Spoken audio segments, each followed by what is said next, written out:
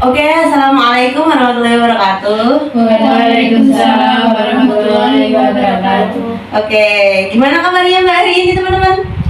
Alhamdulillah sehat. Kok kayaknya kurang semangat banget sih? Gimana kabarnya? Alhamdulillah Gimana kok kurang kompak sih? Gimana kabarnya? Alhamdulillah sehat. Oke, hari ini sebelumnya kenalin dulu ya. Perkenalin, nama aku Khairunisa Rahayu.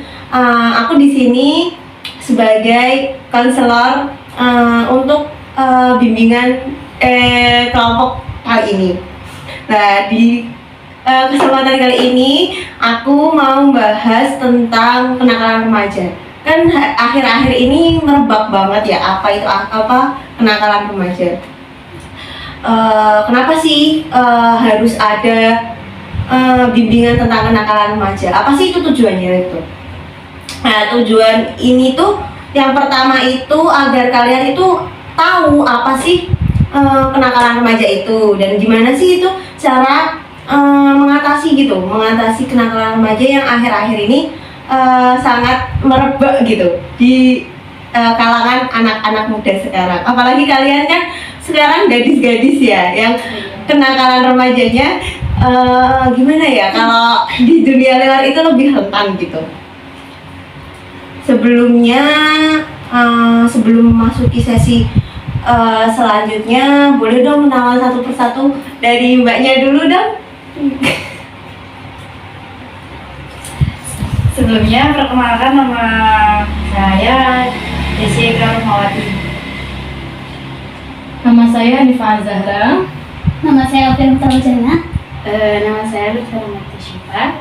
Oke, sekarang aku jelasin dulu langkah-langkah kegiatannya ya. Yang pertama itu di sini kita pembentukan dulu, tahap pembentukan. Di sini itu aku sebagai konselor di tahap pembentukan ini membukanya dengan salam. Tadi udah disalamin kan, udah berdoa juga. Terus menyampaikan sekilas mengenai topik layanan. Tadi udah aku jelasin kalau kali ini topiknya tentang kenakalan remaja dan tujuan layanannya juga udah aku jelasin. Lalu tugas dan tanggung jawab kalian sebagai anggota di sini.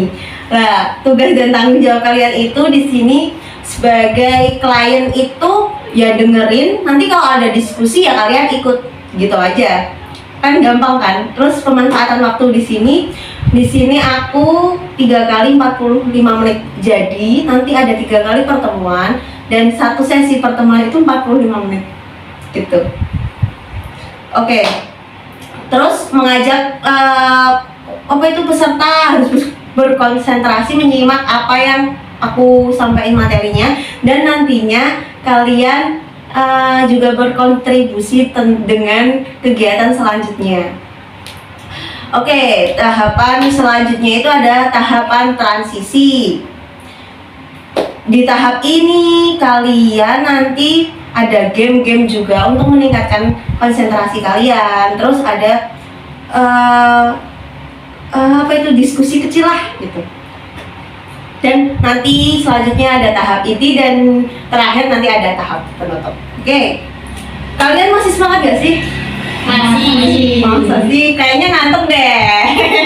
Kayaknya ngantuk ya. Kalau gitu aku ada game nih. Kalau aku nanti tepuk 1, kok kayaknya ngantuk ya kalian ya? Oke, nanti kayak biasanya ya, kalau aku tepuk 1, nanti tepuk 1, nanti kalau tepuk 2, kalau tepuk 3, tepuknya 3 kali, kalau angin nggak gitu, nggak kena gitu tepuknya. Oke, paham nggak?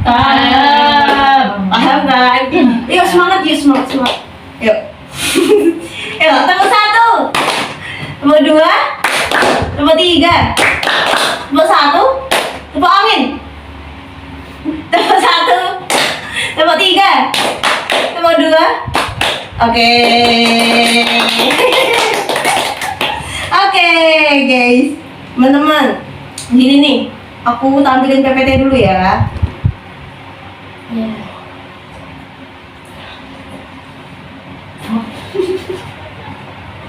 Oke, gini. Kelihatan nggak, guys? Kelihatan. Oke, Oke, di sini ada kenakalan remaja. Apa sih itu kenakalan remaja? Pengertian yang pertama. Oke, kenakalan remaja adalah perilaku menyimpang dari norma-norma hukum perdana yang dilakukan oleh remaja. Perilaku tersebut akan merugikan orang lain dan diri sendiri. Jadi, kenakalan remaja itu adalah perilaku menyimpan atau penyakit sosial atau patologi sosial yang dilakukan oleh para remaja, yang kayak kalian gitulah, yang merugikan diri sendiri, kalian dan bahkan orang lain. Jadi kalau kalian kalau kalian mencuri itu kan kenakalan remaja ya.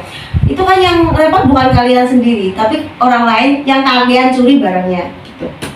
Oke, contoh-contoh dari kenakalan remaja itu yang pertama ada bully. Pasti kalian nggak asing dengan kata bully. Sekarang kan akhir-akhir ini banyak banget kasus pembulian. Bully itu dari hal yang kecil aja, manggil nggak pakai nama sendiri itu termasuk udah bully. Banyak sekali sekarang yang manggil dengan nama orang tua kayak nama itu masuknya ke bully. Langsung kedua ada perampokan, terus yang ketiga tawuran. Oke. Faktor penyebab apa sih itu faktor penyebab kenakalan remaja? Jadi faktor penyebab kenakalan remaja itu ada dua, yakni ada faktor internal dan faktor eksternal. Di faktor internal itu ada krisis identitas dan kontrol diri yang lemah. Jadi mereka itu kan anak remaja itu kan masa-masa dimana mereka itu cari jati dirinya gitu. Nah di situ itu mereka itu masih kontrol diri mereka itu masih lemah, jadi masih ngikut-ngikut orang gitu loh. Nah, krisis identitasnya juga lemah, jadi dia belum tahu jadi dirinya yang sebenarnya itu gimana. Jadi faktor internal yang menyebabkan itu. Yang kedua ada faktor eksternal. Yang pertama ada kurangnya perhatian dari orang tua. Yang kedua ada minimnya pemahaman tentang agama dan pengaruh dari lingkungan sekitar. Nah, kurangnya perhatian dari orang tua kok jadi tempat yang pertama di faktor eksternal ya, karena orang tua itu sangat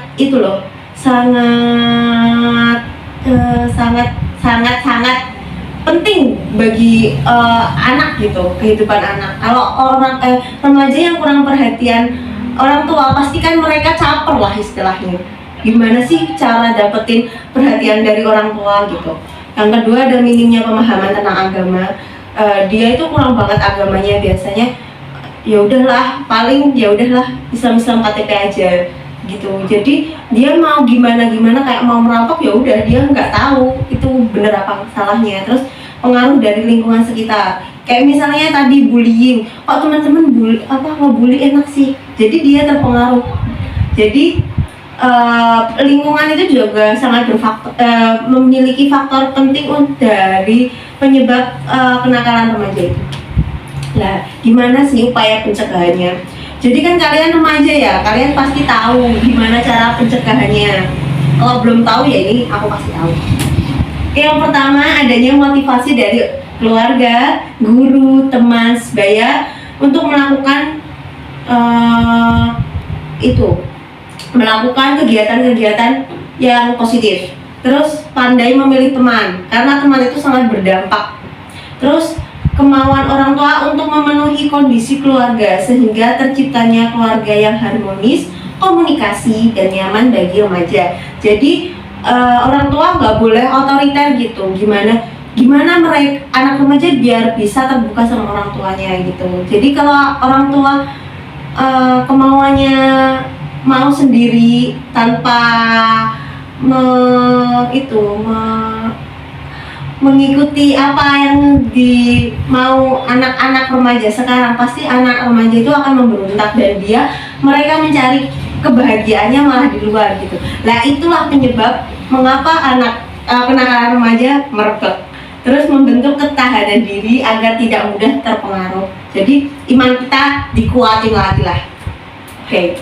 Itu terus itu ya dicek di grup udah aku kirimin tentang kasus-kasus kenakalan remaja. Oke, videonya udah kalian lihat kan? Dari video itu kalian bisa ambil apa? Ada pertanyaan nggak dari kalian lihat video itu? Kalau ada pertanyaan coba tangannya acungkan jari kalian. Ada yang mau bertanya? Oke, jadi aku mau tanya Mbak. Oke, gimana? Pertanyaannya tuh gini, bagaimana sikap yang harus kita ambil apabila kita bertemu dengan kasus kenakalan remaja, misalnya kayak kasus bullying, terus tawuran, itu cara kita menyikapinya itu kayak gimana ya? Oke, terus ada lagi nggak nih? Masa cuma saya Ada. doang? Oke, gimana nih? Nah, kayak setelah melihat kasusnya tuh tadi kan dijelasin upayanya. Lalu gimana? Lalu bagaimana jika upaya yang dilakukan itu tidak memadai, Tidak efektif. tidak efektif ya? Apakah ada upaya baru atau bagaimana? Oke. Nih kan ini kan di sini kita diskusi ya. Coba ada yang bisa jawab nggak pertanyaan dari Mbak Lutfi nih? Masa kalian diem aja sih? Masa aku aja sih ini yang ngomong? Ada yang enggak sih? Mbak Lutfi bisa nggak jawab pertanyaan dari Mbak Desi? Tadi apa? Efektif. Gimana? Gimana kalau solusi yang ada di PPT tadi Iya, itu efektif? Menurutku ketika solusi yang ada di PPT itu nggak efektif, kita bisa cari solusi lain. Mungkin ya kan harus berusaha ya. Kalau jalan satunya itu nggak mendapatkan solusi, berarti kan kita harus cari jalan yang lain seperti itu. Gimana Mbak Desi? Ada sanggahan lagi nggak? Masa cuma Mbak Desi sama Mbak Lutfi aja sih? Coba Mbak Alfia gimana? Nih, Belum ada ya. Mbak Ara nggak ada juga. Oh gitu. Kalau menurut aku ya, kalau jawab dari pertanyaan Mbak Desi dulu ya Mbak Lutfi. Oke. Kalau menurut aku kalau jalan yang satu itu nggak dari PPT itu upaya penjagaannya nggak efektif, itu gimana ya? Pasti dari ke semua itu pasti ada jalan keluarnya Mbak. Coba misalnya nggak bisa dikasihin upaya-upaya tadi ya, pasti ada upaya lain. Kayak misalnya kan di sini aku sebagai konselor ya, kalau nggak bisa kalian itu nggak mempan pakai kayak gini doang, nggak mempan pakai diskusi gitu aja, itu kan pasti nanti aku kasih yang lain gitu loh. Jadi kalau itu upaya itu nggak ada, nggak efektif buat kalian, pasti nanti ada upaya lain nih. Upaya lainnya gitu loh gimana? Nanti misalnya tadi kan ada mengenai kalau nggak salah itu kemauan orang tua untuk memenuhi kondisi keluarga sehingga terciptanya keluarga yang harmonis. Itu kan dari orang tuanya. Nah, upaya kita upayanya kok itu nggak efektif, berarti itu kan bukan kesalahan dari orang tua juga. Siapa tahu dari remajanya mereka juga nggak mau dikasih tahu, mau mereka nggak mau orang tua itu apa itu pola asuh orang tuaku nggak asik mau itu kan kita juga nggak bisa nyalahin dari orang tuanya sendiri sang anak itu gitu. Terus pertanyaan dari Mbak Lutfi tadi, gimana sikap kita ya kalau menyaksikan kayak gitu? Kalau kita cuma menyaksikan, kita tuh kalau bisa negur sih Mbak. Kalau kita emang nggak gimana ya, negur nggak boleh kayak gitu, itu nggak baik, bullying itu nggak baik. Itu tuh bukan cuma kena fisiknya dia, tapi mentalnya dia. Mental dia itu malah yang bikin kesehatan mereka itu malah sangat-sangat rusak. Itu kalau kesehatan mental mereka rusak gitu loh Mbak. Tahu kan maksud aku? Karena kalau misal cuma fisik ya, fisik diobati di dokter aja udah bisa gitu lah, udah tahu fisik luarnya kalau dia itu bermasalah. Tapi kalau mental dia yang kena, kan kita nggak tahu dia pasti polanya udah beda, pola pikir dia, cara dia berpikir, terus cara dia bertingkah laku. Pasti kalau mental health dia udah kena, pasti semua pola pikir, pola tindakan dia pasti udah kena. Jadi kalau menurut aku itu, kalau kita melihat, kita sebagai orang yang melihat, bukan kita yang membuli ya. Kalau kita membuli berarti kan kita harus diobati. Gimana biar kita nggak membuli lagi. Tapi kalau cuma kita yang melihat, itu kita kalau melihat orang yang membuli gitu, kita harus menegur orang yang membuli itu. Jadi biar korbannya itu nggak kena dampak yang ke psikisnya gitu. Kalau udah kena dampak yang ke psikisnya kan kasihan, Mbak. Iya. Oke, gimana sama jawabannya tadi? Udah lega belum? Ada yang ditanyakan lagi nggak? Aku udah sudah. Oke, udah ya? Iya, udah. Oke. Pertemuan kali ini udah selesai dulu ya, guys. Terus nanti pertemuan berikutnya lagi, kalau ada yang ditanyakan, nanti bisa di pertemuan lagi dengan topik yang sama lagi, kenakalan remaja. Gimana nanti ada tema-tema lagi selanjutnya, apa yang kita bahas di kenakalan remaja season kedua gitu. Oke, kalau udah nggak ada yang ditanyain lagi, aku rasa udah cukup sampai di sini aja. Kayak hubungan ya. udah cukup sampai di sini ya. Oke.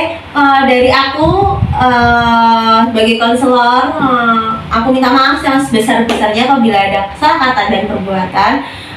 Nanti ketemu lagi di season berikutnya. Jangan bosen-bosen ketemu aku, masih ada 2 pertemuan lagi. Oke. Terima kasih dan have fun nanti buat acara selanjutnya ini, nanti aktivitas selanjutnya. Sekian dari aku. Kalau ada salah kata mohon dimaafkan. Billahi taufiq wal hidayah. Wassalamualaikum warahmatullahi wabarakatuh. Waalaikumsalam warahmatullahi wabarakatuh. Iya.